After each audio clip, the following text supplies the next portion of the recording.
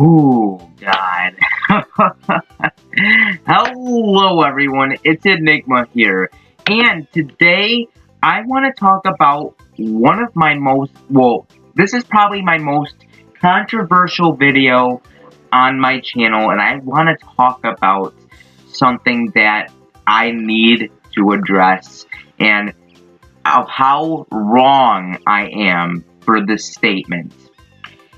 So, for those who have just subscribed to me, I made a video back in April talking about the character Banjo and Kazooie, and I talked about why I think they would not be added into Super Smash Bros. Ultimate. And believe me, that video had tons of hate. I mean, look at the dislike to like ratio. Yeah, it's that bad to the point where even myself disliked that video. It was that bad. And, some people are probably wondering if I still believe that Banjo and Kazooie will not get in Smash. Do I think that Banjo and Kazooie will not be in Smash? Do I? I think my opinion has changed. My opinion has changed on this topic, since 2 weeks ago, after the August Nintendo Direct. Before then, I still thought that Banjo and Kazooie would never have a chance. But after the August Nintendo Direct, my opinion has changed. And I want to talk about how my opinion has changed, and why that video is terrible, and why all of the points I just made no sense, and why I even bothered making that video. I don't understand my video, and people do not need to hate me anymore. I now believe Banjo and Kazooie have a chance, okay? No one needs to dislike me anymore. Okay, I get it. I understand why people are upset by that video. And I want to I want to talk about one big reason why I think Banjo and Kazooie might actually have a chance, and then after that, I'm going to re-talk about my arguments that I made in that last video, and why those arguments are terrible. So, one reason that I totally dismissed in my other video about Banjo and Kazooie's chances is that I think Nintendo might be adding characters that were high in the Super Smash Bros. Fighter Ballad. And you cannot lie, I'm pretty sure Banjo and Kazooie were either in the top 10 or top 5. I think he was that requested for the game. A lot of people want to see Banjo and Kazooie, and I know that it could be hard, but I think that I think Nintendo could work something out with Microsoft. And I think it could work because I think Nintendo might know that a lot of people want Banjo and Kazooie, and they might want to make people happy that he's going to be in the game. That is an argument that I totally forgot about. Well, in defense for that video, though, I will say that I made that video before we knew anything about the game, so I had no idea who Nintendo was picking, but from this point, I think I know that Nintendo is choosing characters that were high in the Super Smash Bros. Fighter Ballad. So, that's the thing about that. So, that automatically makes me believe that Banjo and Kazooie is likely. But just for the hell of it, I'm going to re-talk about all of the arguments I made in that video, and why they're such bad arguments. Now the first argument I made in that video is just because Phil Spencer said, "Oh, I would love to see Banjo and Kazooie," that doesn't mean he'll be in. That's kind of a stupid argument, because there's a lot of other video game developers that want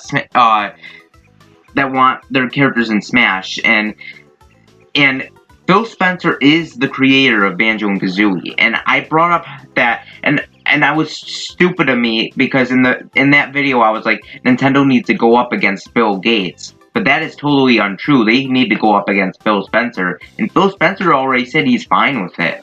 And isn't it suspicious that the second time he was asked that question, all Phil Spencer does is reply with, "Yep"?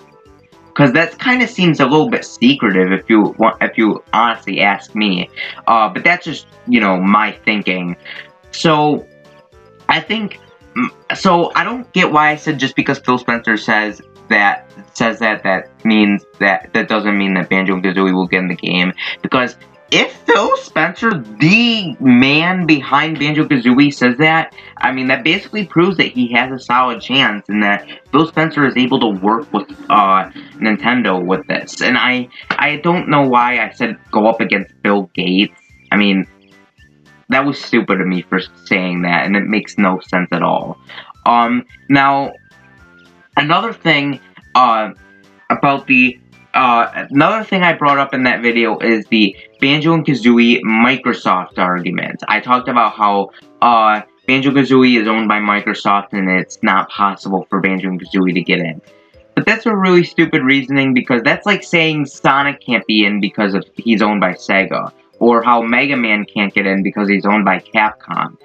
That was a really stupid argument, and I don't know why I brought that up. That points towards nothing. I mean, I don't get why I brought that up, you know, like, that's why I really hate that video. I just came up with the worst arguments of all time, and like, it makes no sense, because, like, really, you can say that for any third-party character. Any third-party character that is owned by a different company, you can say that, you can use that argument, but, like, before third parties were even introduced, you could use that argument, and you could probably get away with it, but the thing is that, now that third-party characters are in it, it doesn't really matter what company they come from. As long as they have history with Nintendo, well, even then, they don't even need to have history with Nintendo, because look at Cloud. You know, he has originated from PlayStation, and he hasn't really been on a Nintendo console before Smash. So, using that argument that Banjo and Kazooie is owned by Microsoft is a really stupid argument, and I don't know why I brought it up. It points to nothing, and I don't get why I brought that up, because it makes no sense at all. The other argument I brought up in that video is relevancy. You know, about how Banjo and Kazooie hasn't been relevant in 10 years. While that may be true that Banjo and Kazooie is not relevant, there are multiple characters in Smash Brothers that are irrelevant. I mean, look at Simon Belmont. He's in Smash, and we haven't seen him in a long time, and he was only in because fans wanted him. Same with King K. Rool. He's been irrelevant for a very long time, and, you know, and he is potentially owned by Microsoft and Rare, because back when Rare left Nintendo, that's when we stopped seeing King K. Rool hardly, and that makes me feel like King K. Rool might actually be owned by Rare. But back to the relevancy argument. King K. Rool has been irrelevant for just as long as Banjo, and yet he got in, just because the fans wanted him. I don't get why I brought up relevancy, because there are a lot of characters in Smash Brothers that are irrelevant, but yet they are still manageable to get into Smash. I know that a lot. I know that there's a ton of characters, especially like characters like retro characters, that get into Smash. And I always talk about how I think Geno is the most likely character to get into Smash at this point, and he's been irrelevant for 22 years. And I think it's likely because the fans want him. And it was a really stupid argument for me to bring up, because it really points towards nothing. And like with the rest of the arguments, and the arguments I'm going to bring up in a little bit.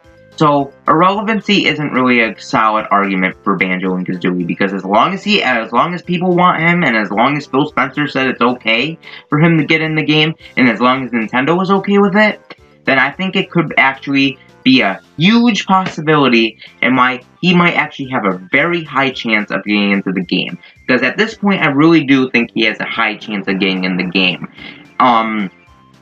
Yeah, I am a believer now. I now believe it. So people do not need to hate me anymore. So, but anyways, let's go on to the next argument. The next argument is I brought up the Microsoft exclusive IP argument. Like I said with Cloud, you know, he was PlayStation exclusive IP for a long time, and he got into Smash. So really, after Cloud got into Smash, you can't really use the exclusive argument, because Cloud was exclusive for a long time, and then once Smash came and he was announced for DLC, that basically destroyed and defeated that whole argument, because you don't really have to be on Nintendo consoles to be in the game. As long as you have led an impact and you have been a huge icon in the gaming community, then you are eligible to be in the game, no matter what consoles you've been on. So, the fact that I brought up that Banjo and Kazooie is a Microsoft exclusive IP, that is true. Like, well, not back in the 90s it wasn't true, but it is true now. But that doesn't mean anything, because look at Cloud.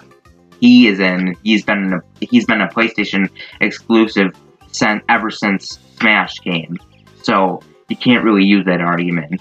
And the last argument that I'm going to bring up, the last argument that I brought up in that video that I'm going to talk about here, is that I talked about how Microsoft and Nintendo, quote-unquote, don't get along. And that has been untrue in recent years. I think that Microsoft has actually been growing a relationship with Nintendo ever since, like, 2015. Microsoft has been more friendly towards Nintendo these years, and I think that they could actually be friends now. Because Nintendo and Microsoft are promoting a crossplay that says, I gotta look it up. It says survive together. It's like a crossplay, and that basically points towards a friendship between the two. And maybe, just maybe, if Microsoft is even nice enough, they might let Nintendo include Banjo and Kazooie in their biggest crossover series ever, which is Smash Brothers. And I think it would be a really cool way to show that Nintendo and Microsoft are friends. So I don't really know why I said that Nintendo and Microsoft don't get along, because it was true back in the day. You know how Sega was not really friendly towards Nintendo back in the day? Well, Sega and Nintendo are friends now, and you can say the same thing for Microsoft and Nintendo. They have been more friendly towards each other in these recent years, so you can't really say that they don't get along, because they actually do. So I think that the reason why I brought up they don't get along is a really stupid argument, and I don't know why I brought it up. Now that was that video, but some people are probably wondering, oh, you're only making this video because you don't want to have hate anymore. Well, that may be partially the reason, but the main reason I wanted to make this backup video is because my opinion has changed for real. After the August Nintendo Direct with Simon and King K. Rool in the game, it now makes me a believer that I think Banjo and Kazooie could actually have a solid chance. And I don't get that whole video, and I don't understand why I made it. Now, if you guys are probably wondering if I'm gonna delete the video, I'm not gonna delete the video because it's hilarious to go back at that awful video that I made that means nothing. So I'm gonna keep it because I don't even like deleting videos, especially my older cringy videos I don't like to delete. But just for people that comment on that old video, I'm gonna leave a link to this video as a backup video so people can understand that I no longer agree with that video and that I now think Banjo and Kazooie actually has a chance. So there's that as well. So what do you guys think? Do you guys think that Banjo and Kazooie has a chance, or are you like the past me that thinks Banjo and Kazooie does not have a chance? Let me know in the comments down below, and I would love to hear it. And I think Banjo and Kazooie has a chance. So yeah, anyways, this has been Enigma, and peace. See you next time.